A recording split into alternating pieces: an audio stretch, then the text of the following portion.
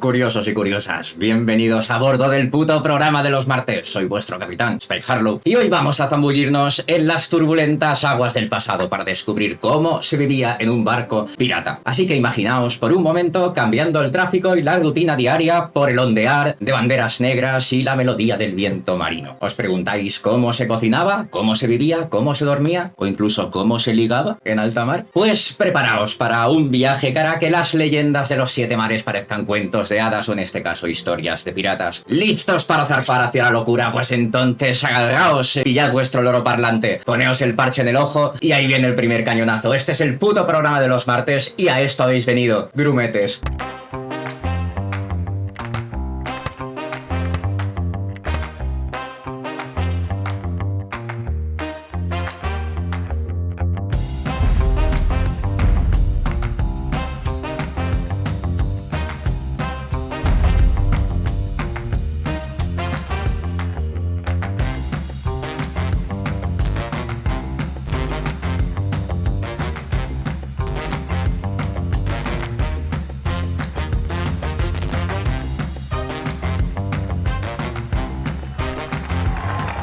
Histórico que tocaba sobre la vida pirata, que es la vida mejor. Tenemos en el canal de directo a nuestro Nefertito. Muy buenas, grumete, ¿cómo estamos? ¡Arr, marinero! Buenas noches, Spike, qué gran introducción, ¿eh? Gracias. Hola a todos. Yo también voy disfrazado de marinero. El tío en el cuarto cogió 4 mierdas y ala. A ver, pues das el pego, ¿eh?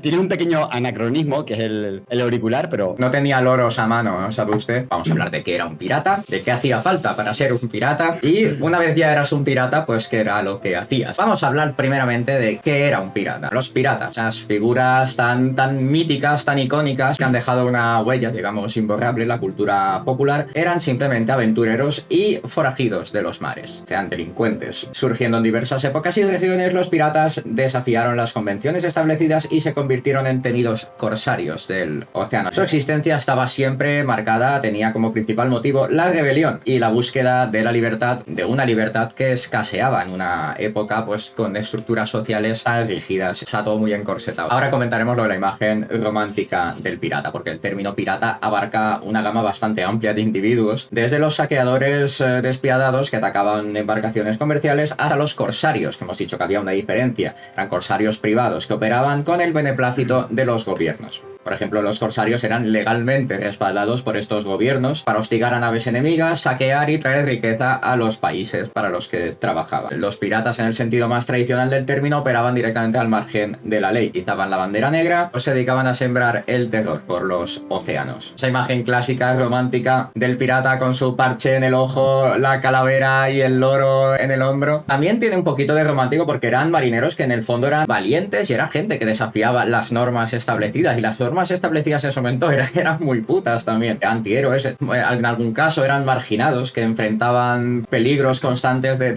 esa vida, enfrentaban tormentas violentas porque cuando no eran los abordajes, tormentas o pasando hambre, lo peor que podía pasar, de hecho he leído en varios libros, que era la calma, es decir, que no se moviera nada allí. No, que no pasara nada, me refiero al viento. Te quedabas ahí muerto del asco. Los riesgos también incluían, pues como hemos dicho, conflictos armados, enfermedades, pero en resumen esto es lo que era un pirata. Gente que operaba al margen de la ley o contratado, por así decirlo, por un gobierno, pero para ejercer de lo mismo. Saqueador. ¿Qué era lo que hacía falta para ser un pirata? Porque la vida del pirata no estaba al alcance de cualquiera tampoco. No te creas que estoy desempleado, voy a hacerme pirata, no.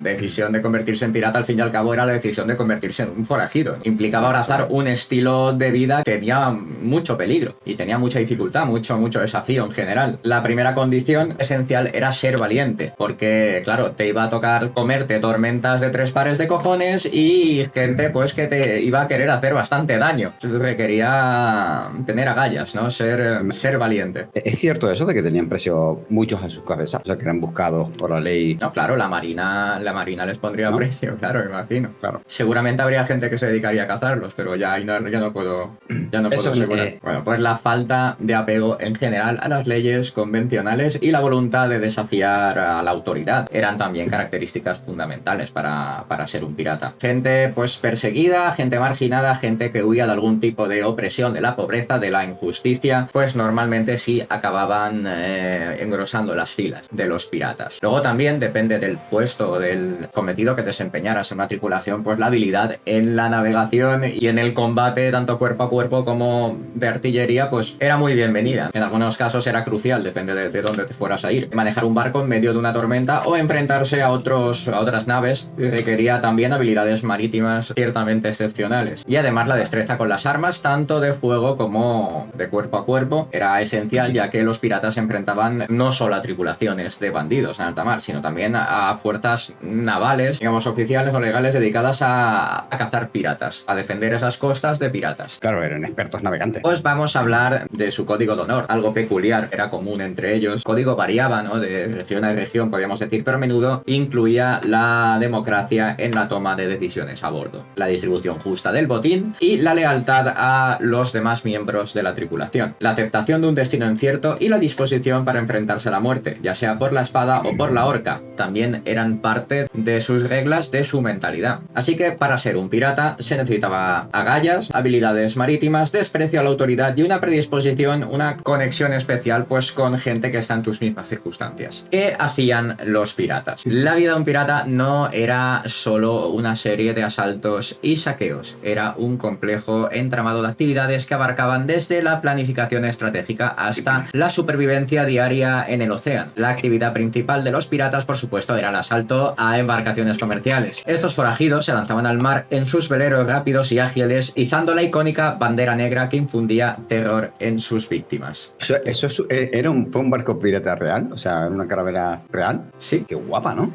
Da miedo. La táctica del abordaje, dominar esto era esencial. Los piratas perfeccionaron el arte de acercarse sigilosamente a sus presas, ocultándose en las sombras de la noche o camuflándose entre las llamas de la pólvora, creando una imagen temible y desconcertante. Una vez a bordo, la violencia podía estallar rápidamente si la tripulación de la nave asaltada decidía resistirse. En cubiertas se escuchaban las espadas chocando, el estallido de la pólvora. Además de los asaltos a naves y barcos varios, los piratas establecían bases en islas remotas y calas ocultas. Estos refugios proporcionaban no solo escondites seguros para reparar y abastecer los barcos, sino también lugares donde la tripulación podía descansar, podía disfrutar de un merecido relax entre incursión e incursión. A menudo estas bases se convertían en improvisadas ciudades piratas con tabernas, burdeles y mercados donde los piratas podían intercambiar sus botines por bienes y servicios. ¿Qué te parece? ¿No? Pero que se montaban ahí sus tiendecitas, sus tabernas, sus movidas, hacían una ciudad, una pequeña ciudad, claro. Todos piratas en esa pequeña ciudad. Claro,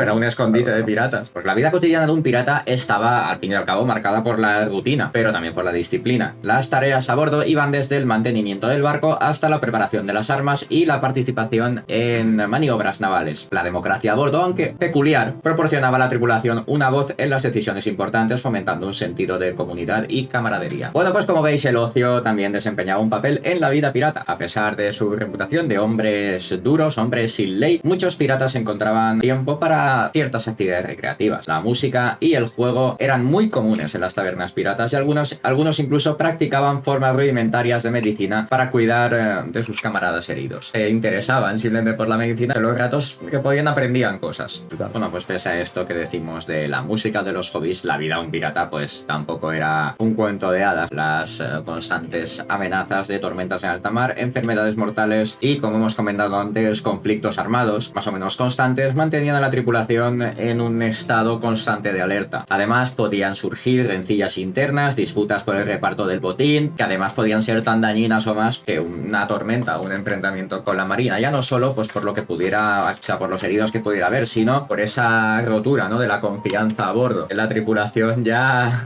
si les pasa algo, van a ir cada uno a su bola. Era algo que se tendía a intentar evitar siempre, por eso se fomentaba siempre tanto ese espíritu de camaradería, pues porque un motín a bordo pues podía ser fatal. Muchas veces era por la comida, muchas veces era por las condiciones, el reparto injusto del botín o de las tareas, claro, o de las comodidades. Miras que este tiene no sé qué, claro, yo no lo tengo, ¿sabes? O sea, es que el ron sí tenía un papel esencial aquí. Es que vamos a hablar de lo que comían y bebían los piratas, porque la vida culinaria de un pirata, la vida culinaria, qué bonito, era tan variada y tan aventurera como sus incursiones en el océano. A bordo de un barco pirata, las provisiones eran esenciales para mantener a la tripulación nutrida y contenta durante largas travesías y asedios en alta mar. Pues pues a pesar de estas fantasías del cine, de los cómics, de los libros, pues que tratan banquetes exquisitos y abundantes, la realidad era bastante más pragmática. La dieta de los piratas estaba básicamente determinada por la disponibilidad de alimentos, la capacidad de conservación en el mar de estos y la necesidad de sobrevivir con recursos bastante limitados. Entre las principales fuentes de alimentos de los piratas se encontraban las carnes saladas y curadas, como el tocino y el jamón. Comían bacon los piratas. O sea, la vida pirata ya no era tan mala si había ron y bacon. Pues estos productos, junto con el queso, pues eran bastante resistentes a la descomposición, podían almacenar durante largos periodos de tiempo sin perder la comestibilidad. Bueno, los marinos piratas también dependían en gran medida de los llamados biscuits o galletas marinas. Estas galletas duras y secas estaban diseñadas para resistir la humedad y mantenían su forma durante meses. Aunque a menudo se volvían rancias, eran una fuente valiosa de calorías durante las travesías largas. Algunos piratas más espabilados intentaban mejorar el sabor al rancio remojándolas en los líquidos que tuvieran, como ron o cerveza o lo que hubiera. Por otra parte, el pescado fresco y los mariscos eran opciones viables siempre que estuvieran disponibles pues en la zona donde estaban, pero la duración limitada que tenían los convertía pues algo extra en la dieta, no era una cosa fija. Las frutas y verduras, ni pensarlo. En cuanto a la bebida, el agua potable era un recurso muy preciado y muy escaso. A menudo se almacenaban barriles de madera, pero la calidad del agua se deterioraba muy rápidamente, llevando a la tripulación a depender de alternativas más seguras. Y sorprendentemente, el ron se convirtió en una bebida emblemática de los piratas gracias precisamente a eso, que la vida útil que tenía era muy larga y su capacidad para resistir la contaminación también era muy buena y se hizo muy valioso en alta mar. Los piratas también bebían cerveza de vez en cuando y aguardiente cuando están disponibles, pero principalmente bebían ron a falta de agua potable. Pues es importante también decir que la nutrición pirata, vamos a llamarlo así, estaba lejos de lo que nos contaba Hollywood. La escasez de alimentos frescos y la dependencia de productos de larga duración afectaban a la salud general de la tripulación, contribuyendo a enfermedades como el escorbuto debido a la falta de vitamina C. Resumiendo, la vida gastronómica de un pirata estaba marcada principalmente por la necesidad de supervivencia en condiciones adversas, y las elecciones alimentarias se guiaban siempre por la durabilidad y la practicidad más que por el sabor, el deleite del paladar. Algunos de los platos o guisos característicos que uno podría encontrarse en un barco pirata que fuera más o menos bien de provisiones. Y aquí viene la anécdota de la galleta pirata, el hardtack. Esto es un hardtack que se conserva desde 1862. Esta es una galleta que se conserva desde esa época. Y como dice ahí, era la ración estándar de la armada y a la vez pues un alimento básico también en los barcos piratas. Duraba más que el pan normal. Tenían tantos gusanos que los llamaban castillos de gusanos. Duraba como una hamburguesa de McDonald's, ¿no? Tal, era inmortal la puñetera galleta. Frecuentemente se acompañaba con grog, que era la mejor parte del dúo. El grog era una mezcla de ron, agua y muchas veces limón, si se tenía. Pues hacía que los hombres pudieran beber algo que no fuera agua, que podía estar mal, pero que no se tiraran todo el día con una castaña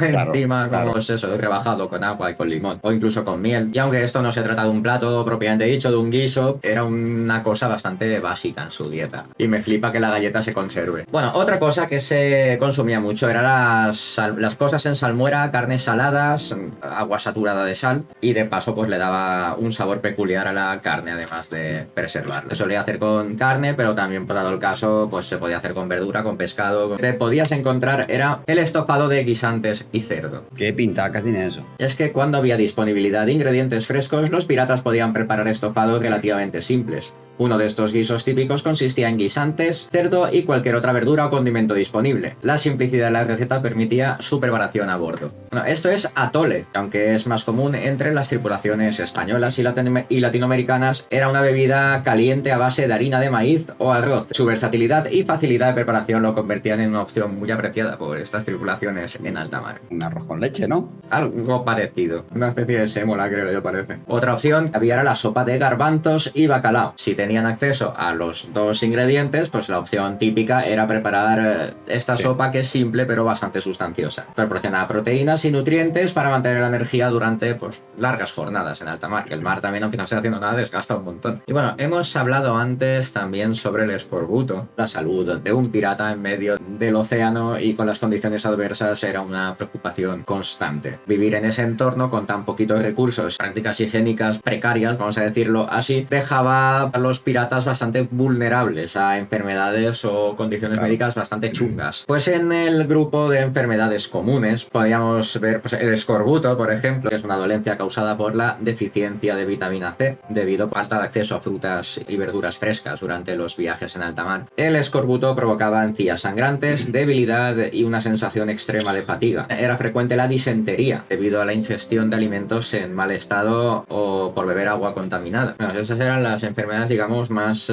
comunes. O tienes heridas y lesiones. ¿Cómo se gestiona esto? Las batallas marítimas y las disputas con otras tripulaciones eran inevitables, lo que llevaba a heridas de diversa índole y consideración. Cortes, fracturas y heridas de bala eran relativamente comunes y la atención médica a bordo de un barco pirata no era precisamente avanzada. Los cirujanos de a bordo a menudo no era el cirujano barbero de a bordo cuando no te podía tocar el carpintero. Normalmente era alguien con conocimientos muy básicos de medicina. Además, pues imagínate el marrón para esta persona también con el serrucho en la mano.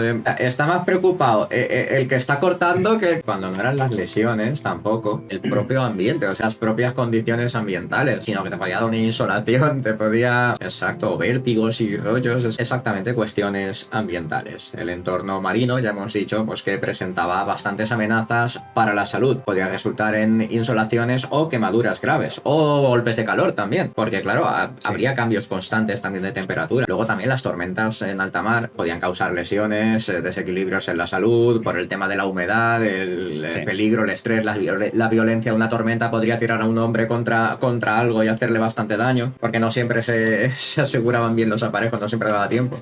Tenía que ser un poco estresante también, ¿eh? No era la vida pirata, es la vida mejor. La vida pirata era una mierda, ¿eh? El espacio era muy limitado, había una falta de higiene básica y adecuada, y por eso se propagaban enfermedades contagiosas. Había muchas veces pues parásitos, insectos, cualquier mierda, la dieta, que luego que tampoco puedes estar comiendo alimentos salados y secos tanto tiempo. También eran supersticiosos los piratas, no creas. Dependían también en gran medida de remedios caseros, de prácticas médicas que rozaban un poquito lo tróspido. No hay registros demasiado detallados sobre esto, pues sí, que se sabe que las supersticiones influían muchísimo sobre la salud o el estado mental. O sea, los rituales y los amuletos eran bastante habituales en algunas tripulaciones. De hecho, veis en esta imagen, están haciendo aquí alguna historia de estas. Bueno, pues una pregunta que no sé si os habréis hecho, pero sé cómo era la vida sexual de un pirata. La vida sexual de los piratas, aunque está menos retratada en leyendas y mitos, es un aspecto de hecho bastante curioso y complejo. Como he dicho también sobre lo otro, registros demasiado detallados, las condiciones y la propia cultura de a bordo dan algunas pistas cómo se manejaban estas cosas en estos entornos. O sea, había tripulación mixta en algunos barcos, no siempre de forma voluntaria, porque aunque la imagen que tenemos de un barco pirata es la fiesta de la salchicha, son tripulaciones eminentemente masculinas. La realidad es que en algunos barcos había mujeres a bordo y algunas mujeres se disfrazaban de hombre, como es el caso de Anne Bonny o de Mary Read, dos de las piratas mujer más conocidas. La presencia de mujeres en los barcos introducía dinámicas sociales y de relaciones que iban más allá de la camaradería masculina. Guiño, guiño, codazo, codazo. Ya, también había mujeres de capitanas, ¿no? O sea, piratas... Sí. Seguro que se practicaba la homosexualidad, seguramente. Pues a eso voy, porque dentro del entorno cerrado de un barco, las relaciones homosexuales no eran desconocidas, por supuesto. La falta de mujeres en la gran mayoría de barcos y la intimidad prolongada entre tripulantes, pues bueno, roce hace el cariño. Sin embargo, pues la actitud hacia estas relaciones podía variar según tripulación. Algunos capitanes podían ser mucho más tolerantes que otros. Como hemos dicho antes, con el tema de las relaciones, sean homosexuales o no, aquí no hay privacidad. O sea, los espacios son muy reducidos, ahí no hay áreas reservadas, aisladas, es decir que si tienes que chuscar, pues los demás miembros de la tripulación se van a enterar, y eso pues plantea ciertos desafíos pues para el chiqui chiqui chaca chaca en el barco, ¿no? Oye, hay 38 personas durmiendo, podéis parar, ¿no? Aunque bueno, para quien no era la vida mejor, era para los esclavos y prisioneros que muchas veces se llevaban a bordo. A menudo se capturaban esclavos y prisioneros y la explotación sexual de estas personas era una realidad, de hecho bastante bastante sombría y de la que se habla poco. Pero bueno, al menos quería comentarlo. Normalmente pues era gente pues desvalida, débil, sin posibilidad de defenderse y claro, pues hacían con ellos lo que querían. También estaba la otra opción, podía haber prostitución a bordo. Algunos barcos piratas llevaban prostitutas a bordo, lo que proporcionaba una salida para las necesidades en ese aspecto de la tripulación. Sin embargo, la presencia de prostitutas también podía generar conflictos y rivalidades entre piratas. La competencia por la atención de estas damas podía convertirse en un punto más que contribuía a la tensión a bordo. Y bueno, también tenían códigos y regulaciones, como hemos dicho, tenían códigos de conducta, en el caso de algunos barcos, que regulaban firmemente las relaciones a bordo. Y estos códigos, aunque no siempre eran seguidos rigurosamente, a veces abordaban cuestiones de moralidad y especialmente de moralidad y comportamiento sexual. La imposición de castigos por infringir estas normas era una forma de mantener el orden a bordo. Si te pasabas de la raya, pues traca traca. Sabemos lo que se podía esperar, ¿no? De las normas dentro de un barco pirata. Cada capitán tenía sus peculiaridades y sus historias. Como el que he mencionado antes, que los obligaba a rezar y les prohibía jugar a bordo y les racionaba la bebida, pero cosa mala, además. Solo dejaba beber un día a la semana, el cabrón. ¿Para qué haces una tripulación pirata? Ahora, bueno, sí, eran bastante efectivos en lo suyo, ¿eh? Los piratas se casaban, ¿por qué no? Claro, podían casarse, aunque no creo que fuera una opción muy común porque era una vida, pues, bastante de riesgo, pero alguno habría, claro que sí. De hecho, se respetaba la religión, o sea, la libertad religiosa a bordo. Y bueno, pues vamos a hablar de algunos piratas importantes. La era dorada de la piratería nos deja un legado lleno de nombres temidos, nombres famosos, leyendas, hazañas que han perdurado en la historia marítima. Y aunque la lista es bastante extensa, si fuera por mí, vamos a poner solo algunos de los más destacados. Pues vamos con Barbarossa. Los hermanos Aruj y Gisir, conocidos como Barbarossa en italiano, emergieron como formidables piratas en el siglo XVI. Originarios de la costa berberisca del norte de África, capturaron barcos europeos en el Mediterráneo y amasaron una considerable fortuna. Aruj fue puesto a cargo de toda la costa berberisca por el sultán otomano en 1516 y tras su muerte, Gisir continuó la tradición pirata, desafiando incluso a una flota formada por la Liga Santa, creada por el Papa para destruirlo. Originario de la costa berberisca del norte de África. Otro es Francis Drake, conocido como un perro del mar privado bajo el gobierno inglés. Sir Francis Drake destacó al realizar la primera circunnavegación del mundo entre 1577 y 1580. No solo participó en incursiones contra barcos españoles, sino que también saqueó puertos y capturó un barco español cargado de tesoros. Su valentía y habilidades tácticas lo llevaron a ser elogiado por la reina Isabel I, que lo nombró caballero a su regreso. Y vamos con el Olonés. Jean David Nau, conocido como el Olonés, fue uno de los muchos bucaneros que surcaron el Caribe en el siglo XVII. Infame por su crueldad, se cree que inició su carrera como pirata después de llegar al Caribe como sirviente contratado. Su reputación incluye métodos extremadamente violentos como desmembrar a sus víctimas o incluso comer el corazón de un hombre que sospechaba que lo había traicionado. Sin embargo, en 1668 su suerte cambió cuando fue capturado y devorado por caníbales. Cosas que te podían pasar. El siguiente es Henry Morgan, el pirata más conocido de la era bucanera. Henry Morgan lideró incursiones brutales en lugares como Cuba, Puerto Príncipe y Portobelo, creando un nombre muy temido. A pesar de ser arrestado brevemente en 1672, terminó sirviendo como gobernador interino de Jamaica en 1678 y nuevamente desde 1680 hasta 1682. Irónicamente, durante su mandato se promulgó una ley de antipiratería en Jamaica. El siguiente es William Kidd, el infame capitán Kidd. Inicialmente un respetado corsario, el capitán William Kidd se embarcó en 1696 con la misión de cazar piratas en el Océano Índico. Sin embargo, su destino tomó un giro oscuro cuando se convirtió en pirata, capturando barcos y enfrentando acusaciones de asesinato a bordo. Arrestado antes de llegar a Inglaterra, fue juzgado y ejecutado y su cuerpo en descomposición fue exhibido como advertencia a los demás piratas. Barba Negra, nacido como Edward Teach. Barba Negra infundía terror en sus enemigos al colocar mechas encendidas en su barba trenzada y portar múltiples pistolas y dagas. En 1717 capturó un barco francés y lo transformó en el terrible Queen Anne's Revenge, con sus 40 cañones. Después de bloquear Charleston y obtener un rescate, Barba Negra se estableció en Carolina del Norte, donde finalmente fue derrotado en una batalla contra la Marina Británica, recibiendo numerosas heridas mortales. Y el último de nuestra lista de piratas famosos es Calico Jack. John Rackham, más conocido con este nombre, recibió el perdón por actos previos de piratería en 1719, pero a pesar de ello, regresó al mar y en 1720 capturó un bergantín de 12 cañones. Entre su tripulación destacaban Anne Bonny y Mary Read, dos de las pocas mujeres piratas conocidas. Aunque fue ejecutado en 1720, Bonny y Read evitaron la horca debido a sus embarazos. Y bueno, ¿qué os ha parecido el programa hasta ahora. Este era el bloque principal. El capitán, ¿cómo se hacía de capitán? ¿Cómo se hacía con el barco? Quiero decir, que eso hace falta dinero. Pues, normalmente creo yo que robaban. tendrías que haber servido con otro pirata, con otro capitán, creo yo. Ya, No, ascender, yo creo que robo. más adquirir la experiencia, la relevancia, la fama necesaria para poder tener esos hombres a tu mando y que no se te rebote. ¿Iban por alta mar? ¿Cruzaban océanos? ¿O eran casi todos de costa? Imagino que operarían en una zona Claro, determinada. pegarte en Claro. Anne Bonny y Mary Read.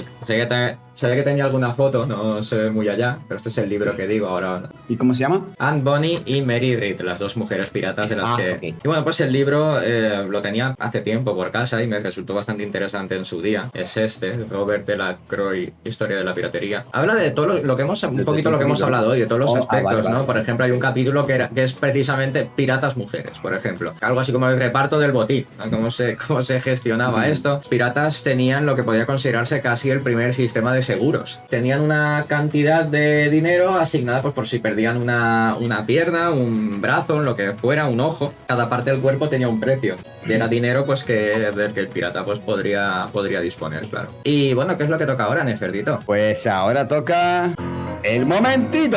¡De Nefertito! Hoy ha empezado la introducción Spike. Yo también la voy a empezar así que ¡ar, marinero! Arr. ¿Estás harto de la típica bandera pirata de calavera y huesos cruzados? Pues prepárate para conocer la creatividad que expresaban los piratas para infundir miedo antes de los abordajes, al avistar sus temidas banderas. Así que vamos a hablar de las banderas de famosos piratas, de cómo eran esas banderas. Era del pirata de Henry Avery. Henry Avery, también conocido como Henry Avery, es famoso por ser uno de los piratas más ricos del Caribe debido a su captura del Gran Mogol. Y bueno, porque estaba lleno de tesoros, de oro y de joyas que hoy día tendría un valor estimado de unos 105 millones de euros. La hostia.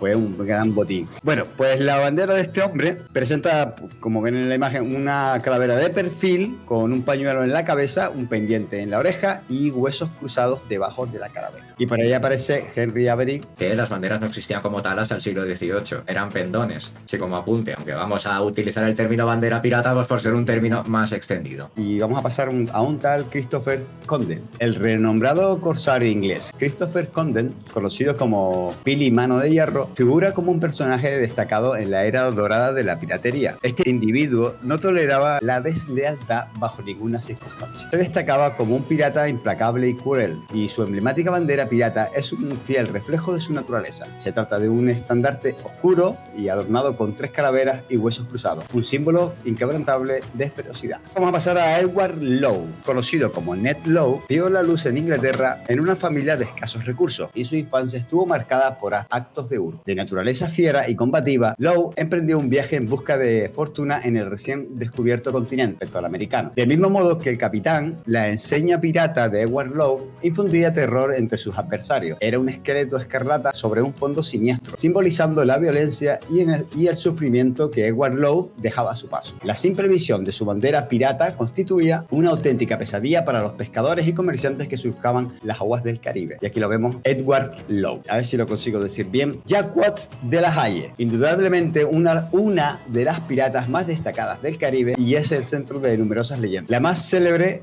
narra que simuló su propia muerte para escapar de los corsarios y vivió varios años adoptando una identidad masculina. A ver, a mí la bandera me mola. Miedo no me da. Ojo, que estas banderas están un poco vectorizadas, ¿vale? Están un poquito modernizadas, pero que eran así, ¿vale? Su icónica bandera pirata, igual de renombrada y extravagante que ella misma, la representa danzando con la muerte, empuñando una espada, reflejo de una vida repleta de aventuras. Eso es una representación de un cuadro verdadero, ¿eh? Ah, vale. No vale. El oro no iba ahí. Pero esa es ella. La bandera pirata de Stede Bonnet, que es conocido como el Caballero Pirata. En la época dorada de la piratería, Stede Bonnet, Bonnet adquirió un barco llamado Revenge. Se unió a Barba Negra en Nassau y juntos saquearon barcos mercantes hasta que su tripulación lo traicionó. Stede Bonnet también tenía una bandera pirata con una calavera blanca y huesos cruzados en un puñal y un corazón. Se supone que eso es un puñal, lo de la izquierda. Ya vamos a seguir con Thomas Tew. Thomas Tew, conocido como el pirata de Rhode Island. Rhode Island. Ya, mi acento del norte de Oxford. Fue un corsario inglés del siglo XVII que se convirtió en un famoso pirata. Durante su sus dos incursiones piratas en 1692 y 1694, utilizó una temida bandera pirata negra con un brazo y una espada en blanco, simbolizando fuerza y enviando un claro mensaje de intimidación. Estamos listos para matar. Me lo dice con esa cara. No sé, ahí parece que está muy distendido disfrutando del opio o algo así. Sí, está lo suyo, tranquilamente. Venga, espera, vamos a ver la pirata de Emmanuel Wynne. Un pirata francés del siglo XVIII, es considerado un pionero en la era dorada de la piratería. Se le atribuye haber sido el primero en izar una bandera pirata durante un ataque al HMS Pool cerca de Cabo Verde. Este tío les vacilaba, ¿no? Directamente. ¡Toma bandera pirata, vamos! Por aquí cerquita de Canarias, en Cabo Verde. Su bandera era negra con una calavera blanca, dos espinillas cruzadas y un reloj de arena, con la intención de indicar a los barcos enemigos cuánto tiempo tenían antes de rendirse. Eran bastante creativos, ¿eh? Sí. Con un claro intento de intimidación. A ver, tic-tac, tic-tac. Venga, ya me has visto, a ver lo que tardas, venga. Antes hablaste de este hombre, de la siguiente bandera, que es la bandera de Jack Rackham. Sí, Calico Jack. Conocido como Calico Jack. Famoso pirata del Caribe, navegó junto a dos renombradas mujeres piratas, Anna Bonny, que era su esposa, y Mary Read. Sí, las que hemos visto en el libro. Sí, exacto. Sus aventuras estuvieron llenas de estratagemas, conflictos y relaciones amorosas peligrosas, parecidas a las tramas de las películas de Piratas del Caribe. Su distintiva bandera negra, con dos espadas cruzadas debajo de una calavera aterradora sobre fondo negro, se volvió muy popular, sirvió de inspiración clara para la película, para el barco de la Perla Negra. Para la bandera de Jack Sparrow, básicamente. Sí, venga, vamos entonces a hablar de Bartholomew Roberts, que era conocido como Black Bart. Ese nombre molaba, Black Bart. Sí, Black Bart. Bueno, pues Bartholomew Roberts, conocido como el Barón Negro, fue uno de los piratas más famosos de su tiempo debido a su exitosa carrera de pirata. Nacido en Gran Bretaña en 1682, se involucró en la piratería desde una edad muy temprana, comenzando sus aventuras en la mar a los 13 años. No pirata, pero sí como adolescente o pequeño brumete. La bandera pirata de este hombre, de Bartholomew Roberts, presenta un esqueleto que sostiene un reloj de arena en una mano y huesos cruzados en la otra, junto a una lanza apuntando a un corazón ensangrentado que derrama 3 gotas de sangre. También es recurrente el corazón en la banda. Este símbolo es un claro indicativo de que aquellos que se encuentren con este valiente capitán y su famosa bandera tienen poco tiempo antes de enfrentar una muerte segura. Vamos a hablar de una de las banderas más famosas y de uno de los piratas más famosos del cine y el pirata Barba Negra. El nombre de Barba Negra resonaba con muerte y terror en América, y su bandera era un reflejo escalofriante de su figura. En ella se representaba un esqueleto malévolo con una flecha en una mano atravesando un corazón que goteaba sangre. Un poquito gore era, ¿eh? En la otra mano sostenía un reloj de arena que marcaba el inexorable paso hacia la muerte para sus enemigos. También se especula que el reloj de arena podía simbolizar un brindis en honor al diablo. Espero que te haya gustado este tema de las banderitas. Me ha resultado curioso, interesante, y nada, que aquí acaba el momentito. El Nefertito. En este trocito vamos a hablar de algunos piratas ficticios y dónde encontrarlos.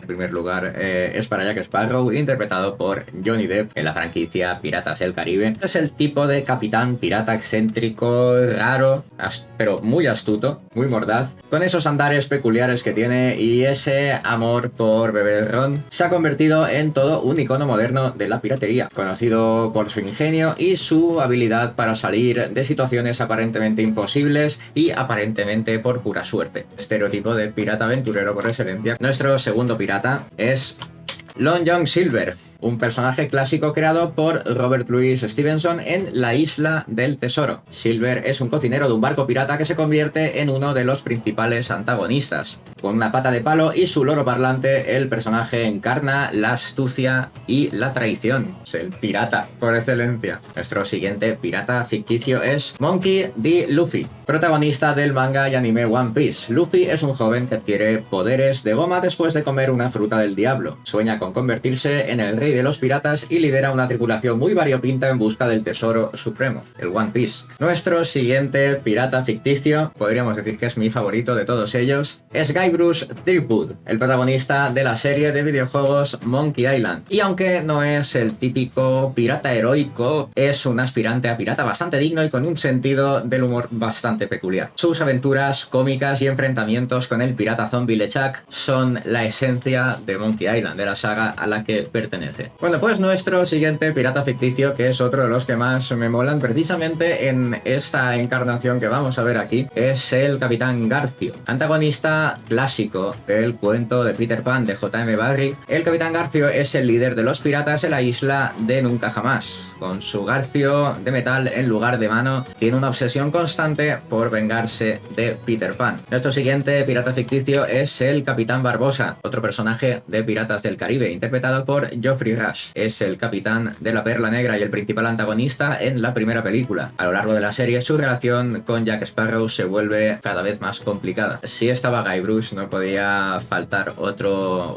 capitán, otro pirata icónico como LeChuck, el antagonista principal de Monkey Island. LeChuck es un temible pirata fantasma al principio, zombie después, demonio más tarde, con una obsesión enfermiza por derrotar a Guybrush Threepwood. Su apariencia, como hemos dicho, pues va desde lo transparente del pirata fantasmal a lo ardiente de un demonio, pasando por lo podrido de un zombie. Este tío ha experimentado todos los estados de putrefacción que se puedan experimentar. El siguiente es el Capitán Nemo, creado por Julio Verne en 20.000 leguas de viaje submarino. El Capitán Nemo no es un pirata en el sentido clásico del término, pero comanda el submarino Nautilus y lleva a cabo acciones de piratería contra naciones que considera opresivas. Es un personaje bastante complejo, pero se le puede, en cierto modo, considerar una especie de pirata. Y hablando de Piratas del Caribe, nuestro siguiente, porque me mola bastante ese personaje, es Davy Jones. Inspirado en la leyenda marítima, Davy Jones es un personaje en Piratas del Caribe. Es el capitán del holandés errante y tiene un pacto con el océano. Su apariencia, con tentáculos en lugar de barba,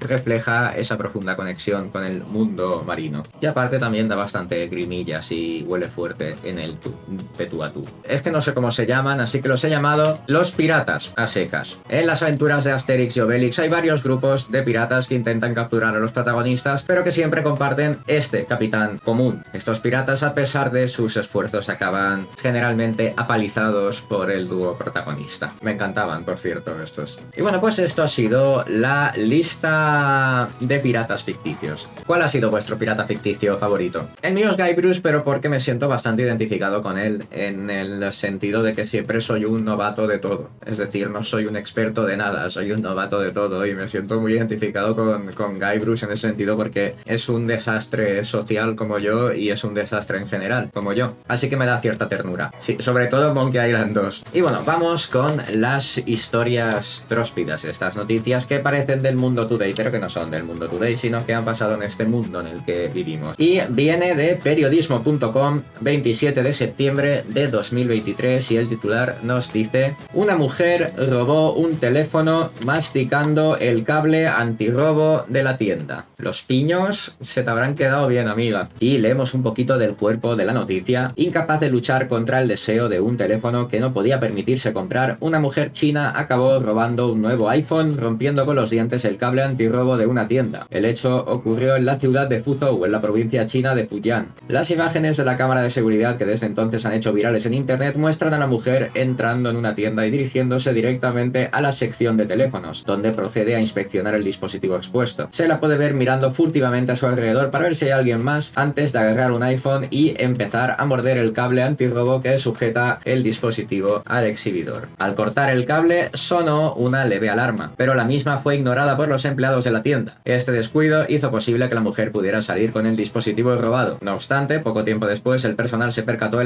la desaparición del teléfono y avisó a la policía. La tecnología china de reconocimiento facial es notoriamente eficaz y las autoridades consiguieron no solo identificar a la mujer en tiempo récord, sino también ponerla bajo custodia minutos después de que llegara a su casa. Toma ya. Los medios de comunicación chinos informaron que la mujer trató de explicar que había perdido recientemente su teléfono y que tenía intención de comprar otro, pero que el elevado precio de un flamante iPhone 14 Plus la desanimó. Como no podía permitirse gastar 7.000 yuanes, $900, en un teléfono nuevo, decidió robarlo. Ahora se enfrenta a una pena de 3 años de prisión y a una multa de 200.000 yuanes, que son 27.400 dolarines. Vamos a ver si tenemos el vídeo, que no estoy seguro.